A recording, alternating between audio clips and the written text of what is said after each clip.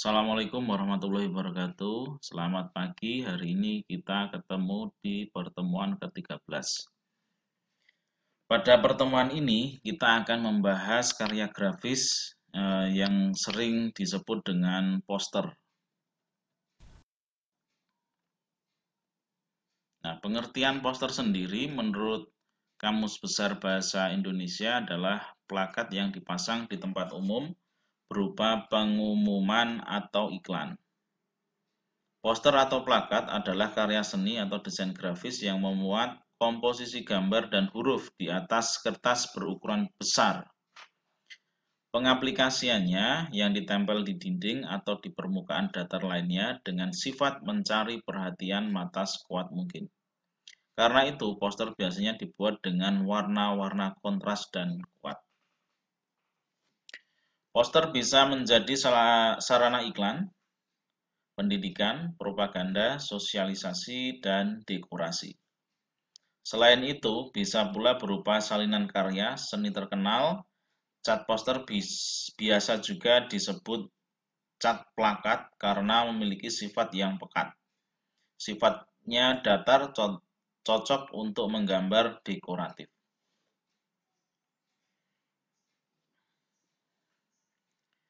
Oke, selanjutnya adalah sejarah poster.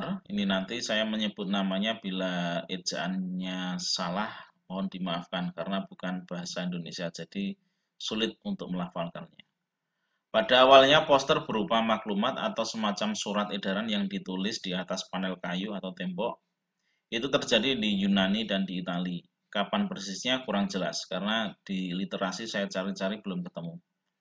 Yang pasti, poster yang berkembang sekarang ini tak lepas dari poster kuno yang ditemukan oleh Alois Schneefelder di Munich pada 1798. Akhir 1800-an, pelukis Henri de Toulouse-Lautrec dan Alphonse Mucha membuat poster dan direproduksi pada batu litograf.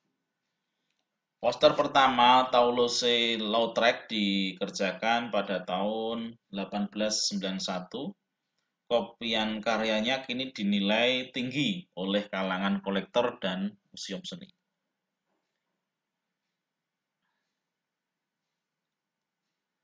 Kemudian poster karya Henri de Lautrec ada dua. Di sini ada Ambassadors 1892 dan Moulin Rouge. Nah, di sini yang di sebelah sini adalah poster untuk acara pentas dance atau pentas dansa ya atau tari pada tahun 1891. Kemudian berdasarkan alirannya antara lain dikenal poster seni yang dikembangkan oleh seniman pada abad 19, poster komersial iklan, dan poster yang lebih menonjolkan kreativitas perancangan grafisnya. Tentang poster seni, Jules Seurat adalah pionir poster litografis berwarna. Pada era 1866 di Paris, gabungan teknik ilustrator buku dan gaya lukis dinding dengan bahasa visual populer. Teknik litografi memungkinkan poster warna dibuat dalam jumlah banyak dan murah. Pada abad itu, poster seni juga berkembang di Amerika Serikat.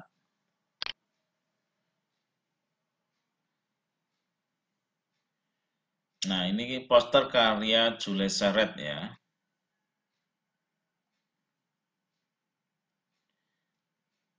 Nah, yang pertama di sini ada poster untuk toko sepeda di Huay d'Orsay dengan judul L'Étendard Francis. Nah, ini pada tahun 1891. Cukup menarik ya, ini bagus sekali. Gambar manual kemudian dicetak di batu litograf. Kemudian selanjutnya ada Belle Époque Period. Nah, di sini adalah poster untuk musik hall. pada tahun 1894. Kemudian di sini untuk iklan peppermint liquor. Nah, ini mungkin minuman ya. Ada liquor itu mungkin bahasa kita adalah cairan. Cairan peppermint, dan di sini kalian bisa lihat ada botol. Ini tahun 1899.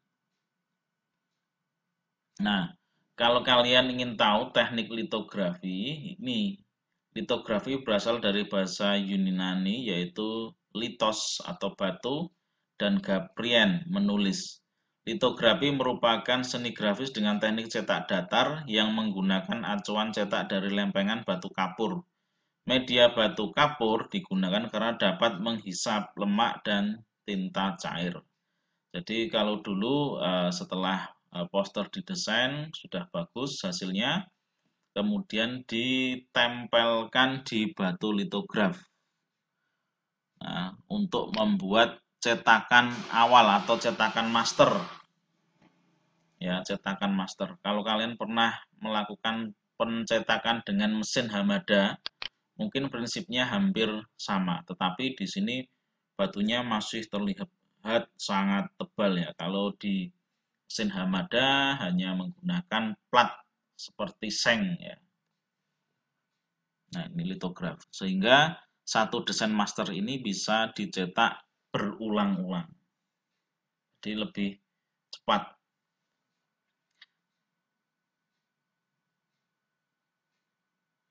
Nah, kemudian jenis-jenis poster berdasarkan isinya ada niaga, poster niaga, kegiatan pendidikan, poster layanan masyarakat, poster karya seni. Nah, jenis-jenis poster berdasarkan tujuannya adalah propaganda ajakan, kemudian kampanye, meraih simpati, kemudian wanted, mencari, cheesecake. Nah, ini kurang jelas itu apa ya cheesecake ya. Ya, nanti kita cari dulu cheesecake, saya lupa ini.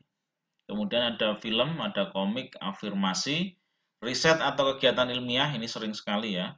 Kalau Anda sudah pernah mengikuti kegiatan karya ilmiah atau menulis ilmiah, penemuan Anda selain harus dibuat dalam sebuah laporan, susunan laporan juga harus disiapkan poster.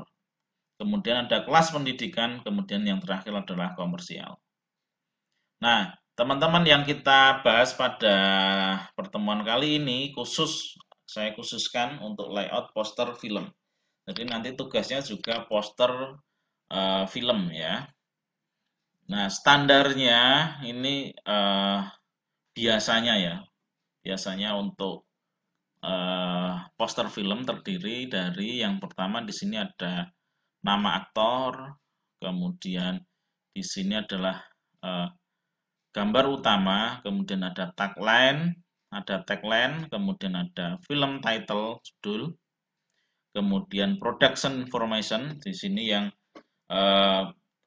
isinya adalah tim kreatif atau kerabat kerja, mulai dari produser, penulis naskah, kemudian sutradara, kameramen, dan lain sebagainya. Kemudian yang di bagian paling bawah adalah tanggal perilisan atau tanggal tayangnya.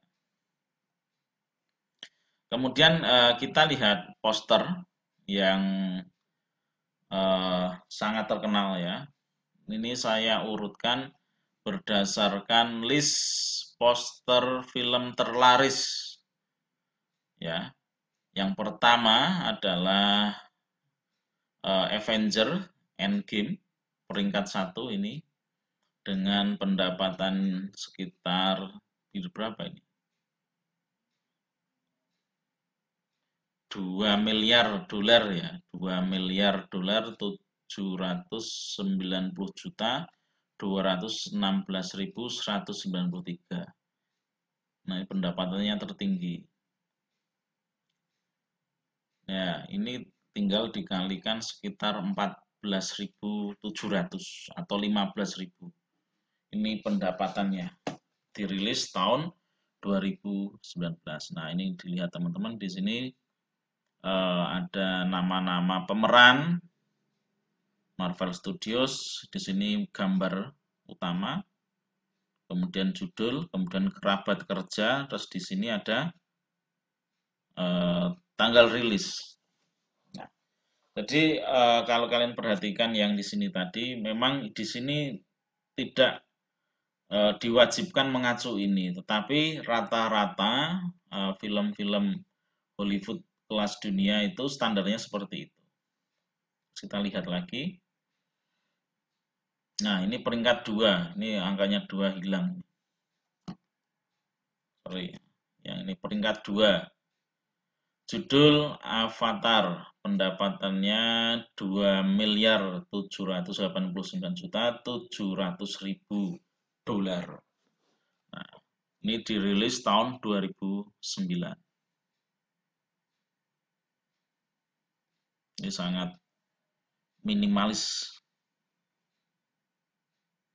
Di sini tidak mengikuti standar yang tadi. Di sini langsung dari The Band. Apa ini tulisannya? Nggak kelihatan. Oh, dari sutradara yang membuat Terminator 2 dan Titanic. Nah, ini tidak ada. Tapi di sini main image seperti contohnya atau konsep awal tadi. Kemudian di sini ada judul, kemudian di sini ada kerabat kerja, tetapi di sini tidak dituliskan tanggal rilisnya. Nah, yang ketiga adalah Titanic. Jadi ini memang film-film yang sepanjang masa ya, terlatih sepanjang masa ya, film bioskop. Nah, ini Titanic. Di sini tidak mengikuti juga, tetapi tokoh utamanya malah ditaruh di sini. Di sini main image, kemudian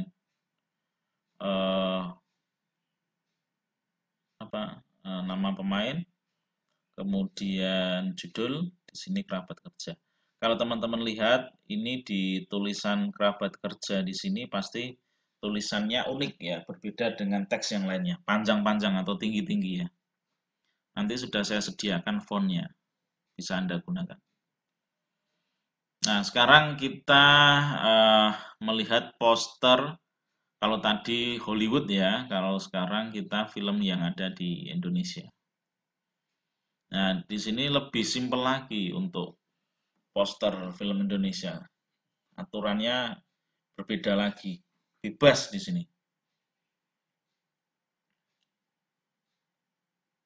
Nah, di sini foto utama, kemudian di sini film by. Mungkin ini sutradara ya, Anggi Umbara, kemudian judul.